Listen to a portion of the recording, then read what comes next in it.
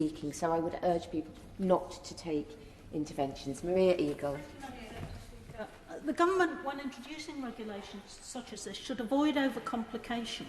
Rules and regulations like this that they're expecting entire populations to follow in their everyday lives should be simple, explicable, understandable and transparent in the sense that they should be evidence-based, especially where they lead to curbs on individual liberties, and as a consequence of breaking them, they can lead to large fines. Now, these measures take 10 pages to set out, and I think there are a number of confusions in them. Confusion between what's a national restriction and a local restriction, and in areas with local restrictions that can be confusing. And differences between what's law and what's guidance, what you must do or you're going to be fined, as opposed to what you're advised to do for your own good. It's not at all clear what people are supposed to be doing, even if they do read these 10 pages of detailed regulations. Most of all, they need to be effective in bringing down infection rates, and it seems difficult at present to argue that the local lockdown rules have been effective in 19 of the 20 areas where they've been introduced.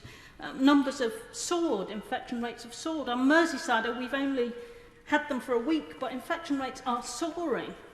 The local lockdown has the potential to cause great economic damage, and yet the regulations do not at present contain any provision for compensating those businesses which are now fighting for survival as a consequence of the effects of these measures on their ability to remain viable. This in turn threatens the livelihoods of thousands of people in Garson and Halewood.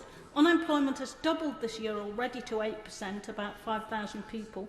Worse is to come because I've got 15,000 jobs furloughed in my constituency, and furlough ends in 3 weeks. Some industries are not able to operate normally, or in some cases at all, such as entertainment, events, aviation and others. And now areas such as hospitality are threatened with severe consequences by the economic impact of these local lockdown measures.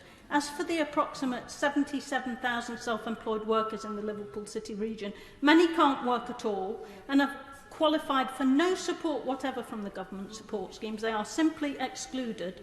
There are almost 58,000 jobs in hospitality and the visitor economy in Liverpool City region. Until coronavirus, it had been booming with 10 consecutive years of growth. Now there are 6,300 businesses and many thousands of jobs at immediate risk. The government has not offered any additional economic support in these regulations, just £7 million across 9 local authorities for outbreak control.